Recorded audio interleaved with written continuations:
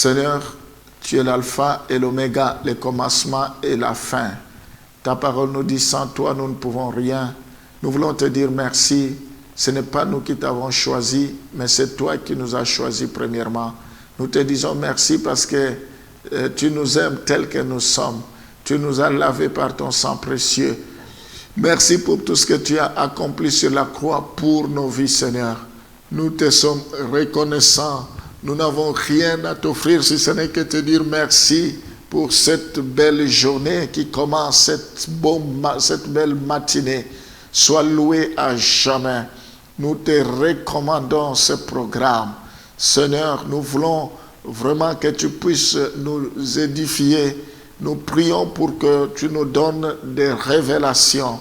Seigneur, je prie pour que tu puisses nous canaliser, que tu croisses et que nous puissions diminuer. Sois béni à jamais. Reçois la gloire, reçois l'honneur, reçois la louange, reçois l'adoration. Je me prosterne devant ton trône. Tu es un Dieu jaloux, tu ne partages jamais ta gloire avec une autre créature. Ce matin, que tu croisses et que moi je diminue. Sois béni, il n'y a pas un autre nom qui a été donné au ciel, sur la terre et sous la terre, à part ton nom, Seigneur. Nous voulons que seul ton nom règne en majesté, au nom de Jésus. Je m'associe aux paroles des apôtres qui disent qu'il n'y a pas un autre Dieu qui a été donné à part toi, auquel les gens doivent être sauvés. Je te bénis parce que tu es le médiateur entre Dieu et les hommes. C'est toi le chemin, la vie et la vérité. Gloire te soit rendue au nom de Jésus. Nous t'avons ainsi prié. Amen. Apocalypse, on va lire cela, Apocalypse chapitre 16, les versets 13 à 16. Donc il y aura la bataille d'Armageddon et le règne de l'Antichrist prendra fin parce qu'il sera vaincu. On va commencer d'abord dans Apocalypse 16, le verset 13 à 16. Et je vis sortir de la bouche du dragon et de la bouche de la bête et de la bouche du faux prophète 3 esprits impurs semblables à des grenouilles. Car ce sont des esprits de démons qui font des prodiges et qui vont vers les rois de toute la terre afin de les rassembler pour le combat du grand jour du Dieu Tout-Puissant. Donc il y aura toutes sortes d'espèces de miracles, ils vont se mobiliser et c'est ce qu'on appelle la guerre d'Armageddon. Voici, je viens comme un voleur. Heureux ceux qui veillent et qui gardent ses vêtements afin qu'il ne marche pas nuit et qu'on ne voit pas sa honte. Ils les rassemblèrent dans les lieux appelés en hébreu Armageddon. Donc, ici, nous voyons la guerre lors de la terrible bataille d'Armageddon et le diable sera vaincu. Le règne de l'Antichrist prendra fin, ne durera pas à toujours, mais Jésus-Christ, il régnera d'éternité en éternité. Nous pouvons voir le même scénario dans Apocalypse chapitre 19, les versets 17 à 21. Apocalypse 19, les versets 17 à 21. Et je vis un ange qui se tenait dans le soleil. Et il cria d'une voix forte, disant à tous les oiseaux qui volaient par le milieu du ciel, venez, rassemblez-vous pour les grands festins de Dieu. Et je vis un ange, c'est jusqu'au verset 21, 17 à 21, enfin de manger la chair des rois, la chair des chefs militaires, la chair des puissants, la chair des chevaux et de ceux qui les montent, la chair de tous, libres et esclaves, petits et grands. Et je vis la bête et les rois de la terre et leurs armées rassemblés pour faire la guerre à celui qui était assis sur le cheval et à son armée. Et la bête fut prise, et avec elle le faux prophète qui avait fait devant elle les prodiges par lesquels ils avaient séduit ceux qui avaient pris la marque de la bête et adoré son image. Ils firent tous les deux jetés vivants dans les temps ardents de feu et de soufre. Nous voyons, et les autres furent tués par l'épée qui sortait de la bouche, et celui qui était assis sur le cheval, et tous les oiseaux se rassasièrent de leur chair. Nous voyons ici, au moment de la guerre d'Armageddon, nous voyons que l'Antichrist, avec tous ses agents, avec tous ses précurseurs, il a été vaincu et il sera jeté, et qui consommera la défaite de l'Antichrist. Nous voyons, ça sera la fin de l'Antichrist. Leur corps sera donné aux oiseaux du ciel. Nous voyons qu'ils seront jetés dans les temps de feu, selon ce que la Bible nous dit.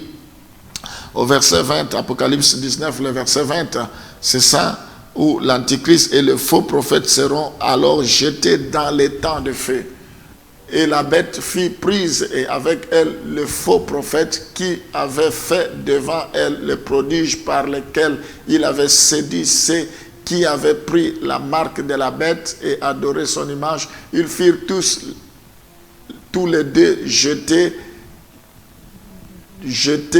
vivants dans les temps ardents de feu et de soufre. Nous voyons ici que l'Antéchrist et le faux prophètes seront jetés dans les temps de feu. Cette destinée finale de l'Antéchrist est aussi révélée par son nom, fils de perdition. Alors nous voyons ici que cette destinée finale de l'Antéchrist est aussi révélée par son nom, qui est le fils de perdition, c'est-à-dire celui qui est voué à la perdition. L'Antéchrist, c'est le fils de la perdition. Alors, il finira par se perdre selon 2 Thessaloniciens chapitre 2, le verset 3. On va lire 2 Thessaloniciens 2, le verset 3. Que personne ne vous séduise d'aucune manière, car il faut que l'apostasie soit arrivée. Il faut que ces choses arrivent auparavant et qu'on ait vu paraître l'homme du péché, le fils de la perdition. Donc il faut que ces choses arrivent avant que le Seigneur vienne. Il faut que ces choses arrivent, l'homme de l'impie, l'homme du péché, comme la Bible dit, le fils de la perdition. Il faut que ces choses arrivent. Et nous voyons enfin dans Apocalypse chapitre 20, le verset 1, l'action de Satan sur la terre cessera aussi à ce moment-là. Donc nous voyons que ça sera la fin de l'influence de Satan sur la terre. L'action de Satan sur la terre cessera aussi à ce moment-là. Donc ça sera la fin de toutes choses. Apocalypse chapitre 20, le verset 1 à 2. Puis je vis descendre du ciel un ange qui avait la clé de l'abîme et une grande chaîne dans sa main. Il saisit le dragon, le serpent ancien, qui est le diable et Satan, et il le lia pour 1000 ans. Nous voyons ceci pour une durée de 1000 ans qu'il a été lié, et jusqu'à ce qu'à 1000 ans après, il sera jeté définitivement dans les temps de feu ardent. Voilà ce qu'il en est de règne de l'Antichrist. Nous allons prier pour que nous soyons épargnés de toutes ces choses. Nous allons prier pour que nous ne courons pas en vain comme battant l'air, mais que nous ayons les regards fixés vers l'objectif, que le miracle ne puisse pas nous distraire, que les choses de ce monde ne puissent pas nous distraire. Le diable a une fin. Il a été créé par Dieu et son règne prendra fin, même si maintenant il peut encore régner, mais il y aura la fin de son règne. Mais le règne de notre Seigneur n'a pas de fin. Nous allons prier, alléluia. Seigneur, ton règne n'a pas de fin.